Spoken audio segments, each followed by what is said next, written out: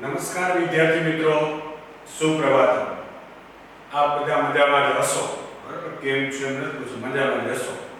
મજામાં હોય તો વિડીયો સાંભળતા હોય, નહીતર કંઈ સાંભળી નહીં. આજે આપણે કાવ્ય નંબર 10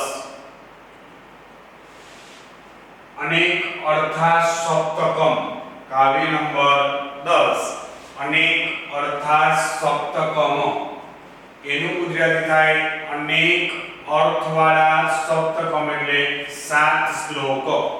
તો કાવ્યનું ગુજરાતી થાય અનેક અર્થવાળા 7 શ્લોકો.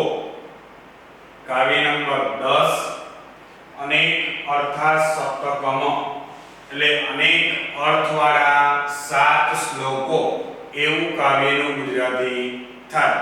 હવે આ કાવ્યનું નામ સાંભળીને આપણને ખ્યાલ આવી જાય કે આમાં અનેક અર્થવાળા 7 શ્લોકો વિશેની વાતચીત કરેલી છે. તો કે અનેક અર્થ એટલે કઈ રીતે? તો કે કોઈનું ઉચ્ચારણ છે પુલ્લિંગની રીતે કરીએ તો અર્થમાં પરિવર્તન થઈ જતું હોય, કોઈનું ઉચ્ચારણ છે એ નપુંસકલિંગની રીતે કરીએ તો અર્થમાં પરિવર્તન થઈ જતું હોય, પછી કોઈ અલગ અલગ ઘણા બધા શબ્દો આપેલા હોય પણ એનો વાસ્તવિક અર્થ એક જ થતો હોય. એટલે કે આપણને કાવ્યમાં પૃથ્વી માટે અલગ અલગ પ્રકારના ઘણા બધા શબ્દો આપેલા છે, એનો અર્થ પૃથ્વી જ થતો હોય. તો એવા શ્લોકો, ઉચ્ચારણમાં ફેરફાર થતો હોય એવા શ્લોકો, સાથે સાથે શબ્દ એક હોય પણ એના અલગ અલગ પ્રકારના અર્થ થતા હોય એવા શ્લોકો, પછી ક્રિયાપદ દર્શાવતા હોય એવા અલગ અલગ પ્રકારના 7 શ્લોકો આપણને આ કાવ્યમાં આપેલા છે. એટલે કાવ્યનું નામ છે અનેક અર્થવાળા 7 શ્લોકો. એટલે કાવ્યનું ગુજરાતી થાય અનેક અર્થવાળા 7 શ્લોકો. પહેલો શ્લોક આપણને આપેલો છે કો બ્રહ્મણ્યા આત્મની રવો મયુરે અગ્નો યમે અનિ. કો, કોનો અર્થ થાય ક. ક પુલ્લિંગવાચક શબ્દ. એ પછી આખો શ્લોક સમજાય પછી હું તમને આનો અર્થ સમજાવું કે પુલ્લિંગ શું, સ્ત્રીલિંગ શું, નપુંસકલિંગ શું.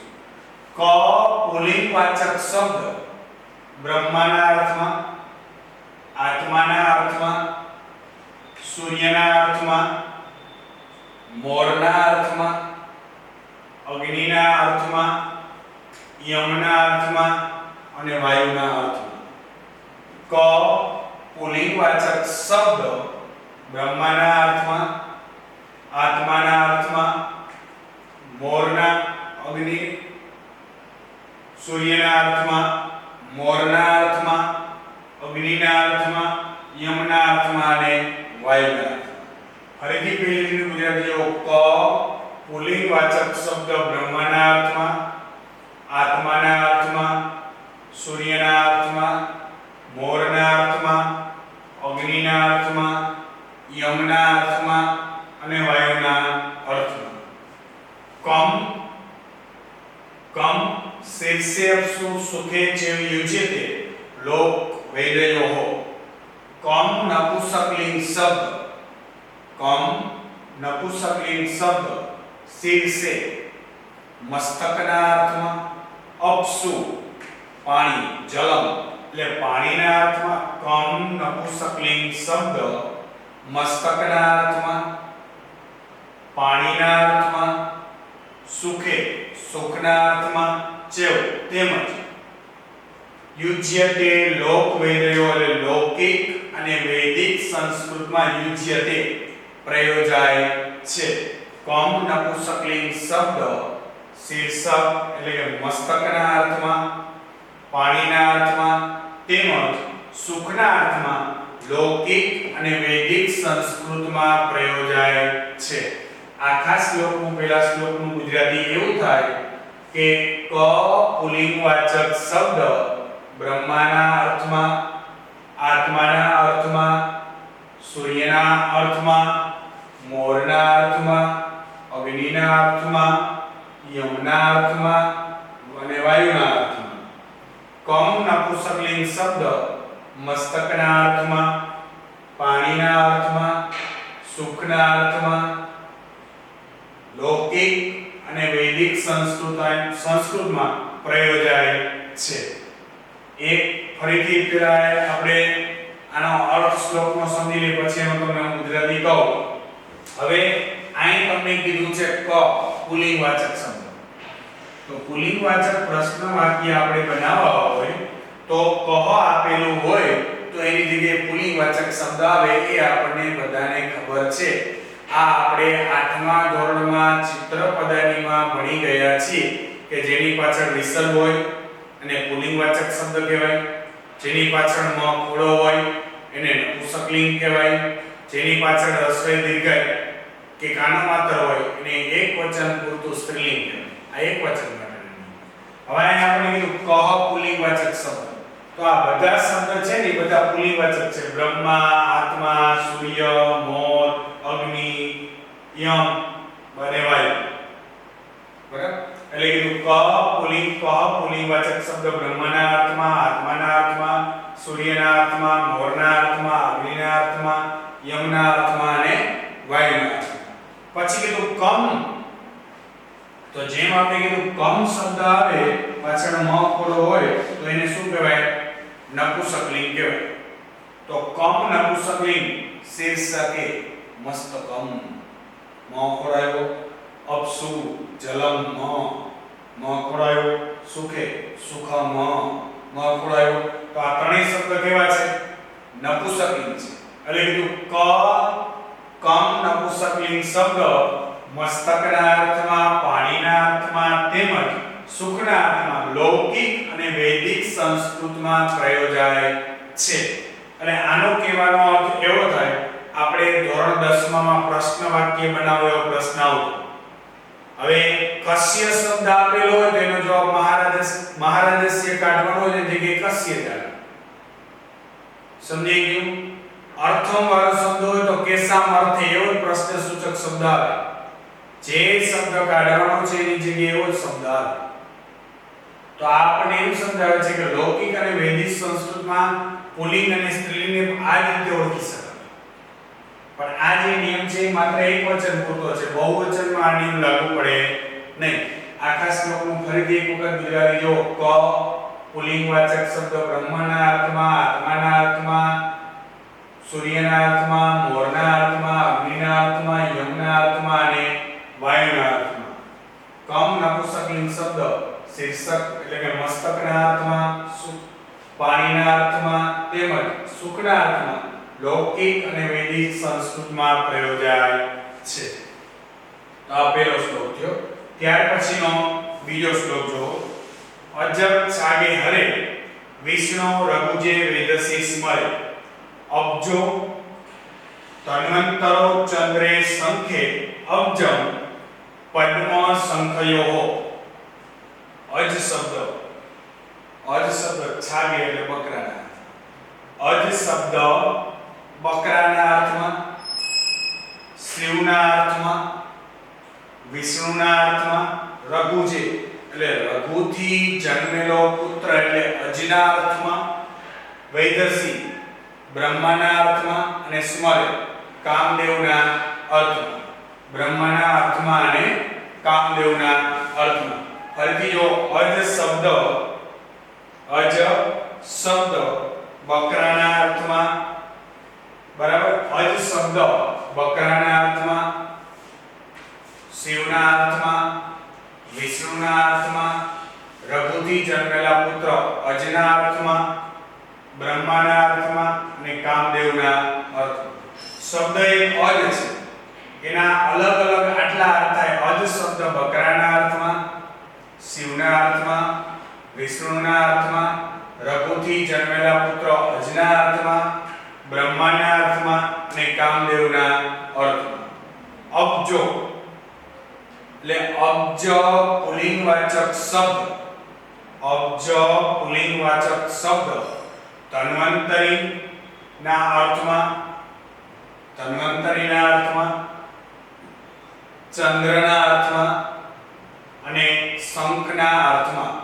અબ્જ જો આનો પુલ્લિંગ ઉચ્ચારણ થાય તો આનો અર્થ કેટલા થાય? અબ્જ પુલ્લિંગવાચક શબ્દ ધન્વંતરીના અર્થમાં, ચંદ્રના અર્થમાં અને શંખના અર્થમાં. અબ્જમ અબજમ એટલે કેવો શબ્દ થાય નપુંસકલિંગ અબજમ નપુંસકલિંગ શબ્દ પદ્મ કમળના અર્થમાં સંખ્યો સંખ્યાવાચક શબ્દના અર્થમાં વપરાય છે 1 અબજ 2 અબજ 3 અબજ તો જે મીંડા પાછળ લાગેલા હોય ત્યારે અબજમ શબ્દ એટલે સંખ્યાવાચક શબ્દના અર્થમાં વપરાય ફરીથી આ શ્લોકનું ગુજરાતી જોવો અજ શબ્દ મકરાના અર્થમાં શિવના અર્થમાં વિષ્ણુના અર્થમાં રઘુથી જન્મેલા પુત્ર અજના અર્થમાં ટૂંકું બોલો તો પણ ચાલે અજના અર્થમાં બ્રહ્માના અર્થમાં કામદેવના અર્થમાં વપરાય છે અબજ પુલ્લિંગવાચક શબ્દ ધન્વંતરીના અર્થમાં ચંદ્રના અર્થમાં શંખના અર્થમાં અબજ નપુંસકલિંગ શબ્દ કમળ અને સંખ્યાવાચક શબ્દના અર્થમાં વપરાય છે આ શ્લોકની વિશેષતા એ છે શબ્દ એક છે એના અર્થ અલગ અલગ છે આ શબ્દ એક છે પણ જો અહીં પુલ્લિંગવાચક ઉચ્ચારણ થાય તો એના આ અર્થો થાય જો નપુંસકલિંગવાચક ઉચ્ચારણ થાય તો એના આ એ આ શ્લોકની વિશેષતા છે ફરીથી જો અજ શબ્દ બકરાના અર્થમાં શિવના અર્થમાં વિષ્ણુના અર્થમાં રઘુથી જન્મેલા પુત્ર અજના અર્થમાં અથવા ટૂંકું અજના અર્થમાં બ્રહ્માના અર્થમાં કામદેવના અર્થમાં વપરાય છે અબજ પુલ્લિંગવાચક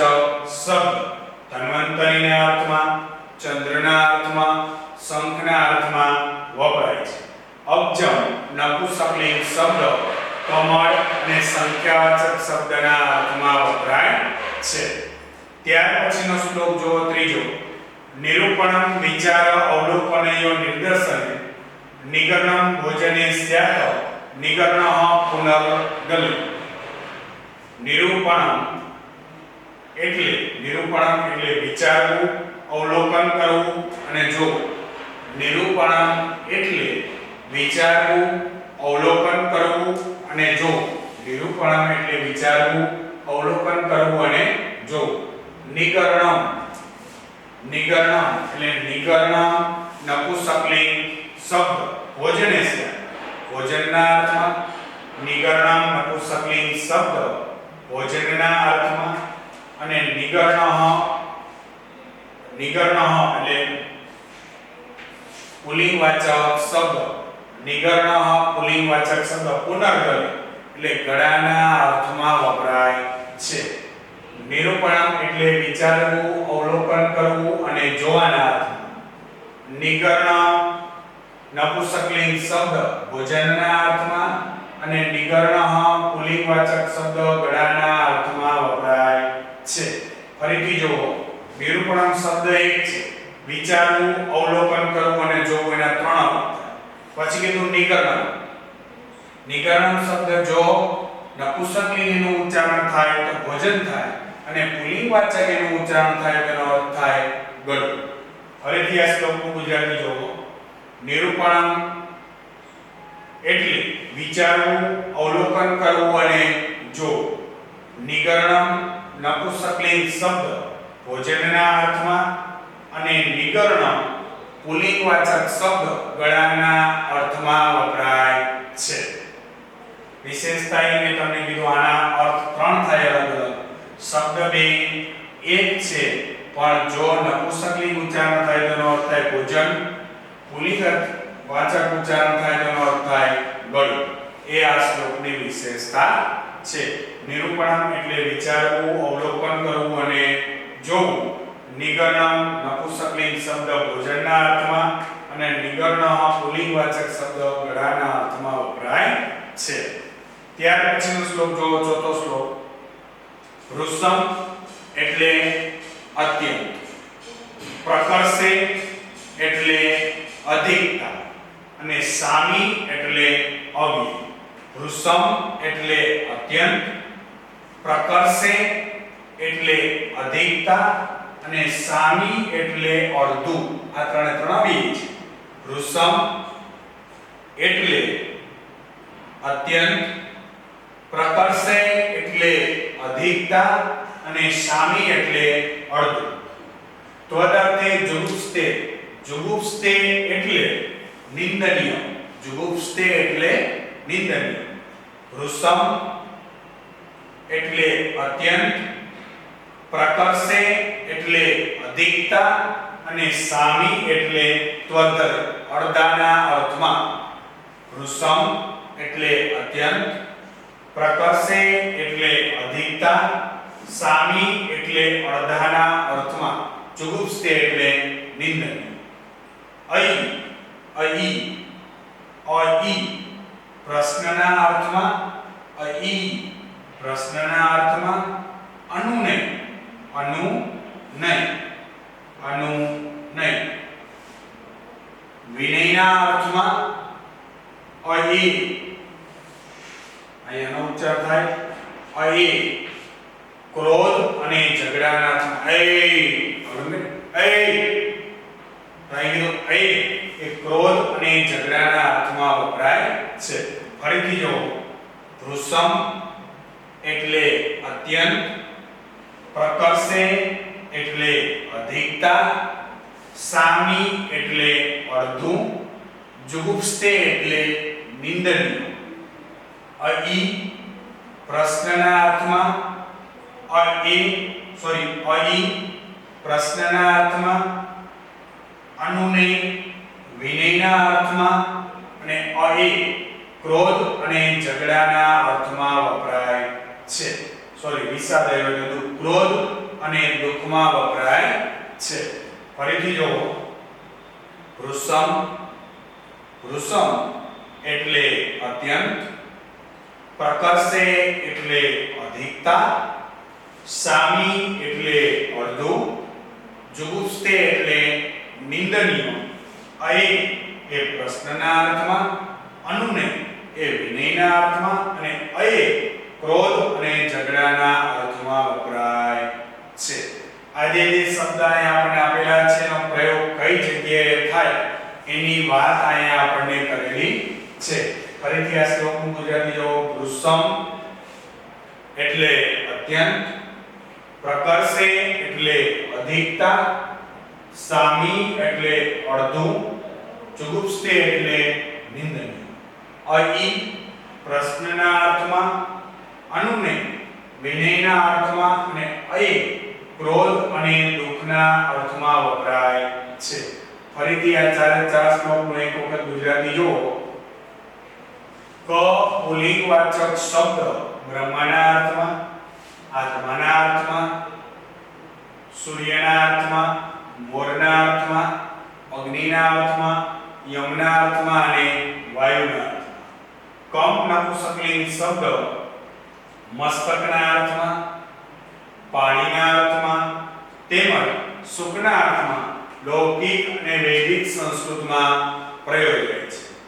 અજ શબ્દ બકરાના અર્થમાં, શિવના અર્થમાં, વિષ્ણુના અર્થમાં, રઘુથી જન્મેલા પુત્ર અજના અર્થમાં, બ્રહ્માના અર્થમાં અને કામદેવના અર્થમાં. અબ્જ અબ્જ પુલ્લિંગવાચક શબ્દ ધન્વંતરીના અર્થમાં, ચંદ્રના અર્થમાં, શંખના અર્થમાં અને અબ્જમ નપુંસકલિંગ શબ્દ કમળના અર્થમાં અને સંખ્યાવાચક શબ્દના અર્થમાં વપરાય છે. નિરૂપણ એટલે વિચારવું, અવલોકન કરવું અને જોવું. નિગર્ણમ નપુંસકલિંગ શબ્દ ભોજનના અર્થમાં અને નિગર્ણઃ પુલ્લિંગવાચક શબ્દ ગળાના અર્થમાં વપરાય છે. વૃષમ એટલે અત્યંત, પ્રકર્ષે એટલે અધિકતા, સામી એટલે અડધું, જુગુપ્સ્તે એટલે નિંદનીય. અઈ એ પ્રશ્નના અર્થમાં, અનુનય એ વિનયના અર્થમાં અને અઈ એ ક્રોધ અને દુઃખના અર્થમાં વપરાય છે. તો આ ચાર શ્લોકનું અનુવાદ. વિદ્યાર્થી મિત્રો, આગળ તમે સંસ્કૃતના જો કદાચ કાવ્ય કે પાઠનું અનુવાદન ચાલેલું હોય અને ન જોયું હોય, એ તમારે જોવું હોય તો વિપુલ પનારા YouTube ચેનલમાં જે સબસ્ક્રાઇબ કરી અને આ પ્લેલિસ્ટમાં જજો એટલે 11મા ધોરણના બધા પાઠ અને કાવ્યના વિડિયોમાં હશે. જો કદાચ તમે ન જોયા હોય તો તમારે અનુકૂળતા પ્રમાણે ફરીથી જોઈ શકો છો. બાકી શાળાની વેબસાઈટ પર શાળાની ચેનલ પર હશે એમાંથી પણ તમે જોઈ શકો છો. ત્યાર પછીનો શ્લોક 5 ભૂ ભૂમિ અચલા અનંતા રસા વિશ્વંભરા સ્થિતા ધરા ધરિત્રી ધરણી છોણી જ્યા કાશ્યપી क्षिति. આ જે પાંચમો શ્લોક અહીં આપણને આપેલો છે એ ભૂથી લઈ અને क्षिति સુધીના બધા જે શબ્દ આપણને આપેલા છે એ બધા શબ્દનો અર્થ જે છે એ ધરતી થાય. ભૂ એટલે ધરતી, ભૂમિ એટલે ભૂમિ, અચલા એટલે વિચલિત ન થનાર. આ રીતે બધા શબ્દનો અર્થ અલગ અલગ તમને થાય પણ બધા શબ્દનો હેતુ જે છે ટૂંકમાં એ ધરતી માટે ક્યાંક ને ક્યાંક વિશેષણ રૂપે વપરાયેલા છે. ભૂ એટલે ભૂમિ એટલે કે ધરતી, ભૂમિ એટલે ભૂમિ, અચલાનો અર્થ થાય વિચલિત ન થનાર. એવી રીતે આ બધા શબ્દો પાંચમો અને છઠ્ઠો આ બંને જે શ્લોક છે એ ધરતી માટે વપરાયેલા જે શબ્દ છે એ શબ્દ આપેલા છે.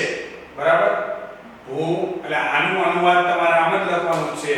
ભૂ ભૂમિ અચલા અનંતા રસા વિશ્વંભરા સ્થિતા ધરા ધરિત્રી ધરણી છોણી જ્યા કાશ્યપી क्षिति. ધરતી માટે વપરાય છે. એવી રીતે આ શ્લોક આ બે શ્લોક સાથે જ છે પણ તમને પરીક્ષામાં પૂછાય તો આટલું પહેલો શ્લોક પૂછાણો તો આટલું લખવાનું, બીજો હોય તો આટલું. પણ આમાં અનુવાદ કયાનું વિસ્તૃત તમારે શબ્દનો અર્થ લખવાની જરૂર છે અને બાકી વ્યવસ્થિત એક એક શબ્દનો અર્થ તમારી ટેક્સ્ટ બુકમાં વિસ્તૃત સમજ સાથે શબ્દાર્થમાં આપેલો છે. સર્વસઃ વસુમતી વસુધા ઉર્વી વસુંધરા ગોત્રા કુહ પૃથ્વી પૃથ્વી ક્ષમા અવની મેદની અને મહી ધરતી માટે વપરાય છે. આવા અલગ અલગ બધા જે શબ્દ આપેલા છે એ બધા ધરતી માટે વપરાય છે. એ આ શ્લોકની વિશેષતા છે. અને બીજો વિશેષતા એ છે કે એક શબ્દ ધરતી માટે અલગ અલગ પ્રકારના આટલા બધા શબ્દ વપરાય છે. આ જો શક્ય હોય તો એ આ સંસ્કૃત ભાષામાં જ શક્ય છે. એ આ શ્લોકની વિશેષતા છે. ફરીથી પાંચમો અને છઠ્ઠો શ્લોક બે જોવો. ભૂ ભૂમિ અચલા અનંતા રસા વિશ્વંભરા સ્થિતા ધરા ધરિત્રી ધરણી છોણી જ્યા કાશ્યપી क्षिति. સર્વસઃ વસુમતી વસુધા ઉર્વી વસુંધરા ગોત્રા કુ પૃથ્વી પૃથ્વી પૃથ્વી ક્ષમા અવની મેદની અને મહી ધરતી માટે વપરાય છે. આ બે શ્લોકનું આ રીતે વ્યવસ્થિત ગુજરાતી થાય, એમાં કઈ ફેરફાર કરવાનો નથી. ત્યાર પછીનો સાતમો શ્લોક જો સતાયા અસ્તિ. હોવાપણાના અર્થમાં અસ્તિ. સતાયા અસ્તિ એટલે હોવાપણાના અર્થમાં અસ્તિ. ભવતી વિદ્યતે ચાર્થ જન્મની. ભવતી અને વિદ્યતે ક્રિયાપદ છે. હોવાપણાના અર્થમાં અસ્તિ, ભવતી અને વિદ્યતે ક્રિયાપદ છે. હવે આપણને બધાને ખબર છે કે ક્રિયાપદ એટલે શું. તો કે જે ક્રિયા દર્શાવે એને શું કહેવાય? ક્રિયાપદ કહેવાય. એટલે એનું ભવતી અને વિદ્યતે ક્રિયાપદ છે. જન્મની ઉત્પદ્યતે જાયતે. જન્મના અર્થમાં ઉત્પદ્યતે અને જાયતે. પ્રરોહતી ઉદ્ભવતી અપી. પ્રરોહતી અને ઉદ્ભવતી એ પણ ક્રિયાપદ છે. હોવાપણાના અર્થમાં અસ્તિ, ભવતી અને વિદ્યતે ક્રિયાપદ છે. જન્મના અર્થમાં ઉત્પદ્યતે અને જાયતે. જન્મના અર્થમાં ઉત્પદ્યતે અને જાયતે. પ્રરોહતી અને ઉદ્ભવતી એ પણ ક્રિયાપદ છે. ફરીથી જુઓ, હોવાપણાના અર્થમાં અસ્તિ, હોવાપણાના અર્થમાં અસ્તિ. ભવતી અને વિદ્યાપદ, વિદ્યતે ક્રિયાપદ છે. ભવતી અને વિદ્યતે ક્રિયાપદ છે. જન્મના અર્થમાં ઉત્પદ્યતે અને જાયતે, ઉત્પદ્યતે અને જાયતે. પ્રરોહતી અને ઉદ્ભવતી એ પણ ક્રિયાપદ છે. ફરીથી આ શ્લોકનું ગુજરાતી જુઓ. હોવાપણાના અર્થમાં અસ્તિ, ભવતી અને વિદ્યતે ક્રિયાપદ છે. જન્મના અર્થમાં ઉત્પદ્યતે અને જાયતે. પ્રરોહતી અને ઉદ્ભવતી એ પણ ક્રિયાપદ છે. આ ત્રણ શ્લોકો ફરીથી ગુજરાતી જુઓ. ભૂ, ભૂમિ, અચલા, અનંતા, રસા, વિશ્વંભરા, સ્થિતા, ધરા, ધરિત્રી, ધરણી, છોણી, જ્યા, કાશ્યપી, સ્થિતિ, क्षिति, सर्वसहा, वसुमती, वसुधा, उर्वी, वसुंधरा, गोत्रा, कु, पृथ्वी, पृथ्वी, क्ष्मा, अवनी, मेदनी અને મહી ધરતીના અર્થમાં વપરાય છે. હોવાપણાના અર્થમાં અસ્તિ, ભવતી અને વિદ્યતે ક્રિયાપદ છે. જન્મના અર્થમાં ઉત્પદ્યતે અને જાયતે. પ્રરોહતી અને ઉદ્ભવતી એ પણ ક્રિયાપદ છે. આ અલગ અલગ પ્રકારના 7 જે શ્લોકો છે, એટલે જ કાવ્યનું નામ એવું લખ્યું અનેક અર્થવાળા 7 શ્લોકો. એ આ આપણે કાવ્યમાં અભ્યાસ કર્યો કે જે શબ્દ એક હોય તેમ છતાં પણ એના અર્થ શું થતા હોય, અલગ થતા હોય. શબ્દ એક હોય, જો એના ઉચ્ચારણમાં પરિવર્તન થાય તો પણ એના શબ્દના અર્થમાં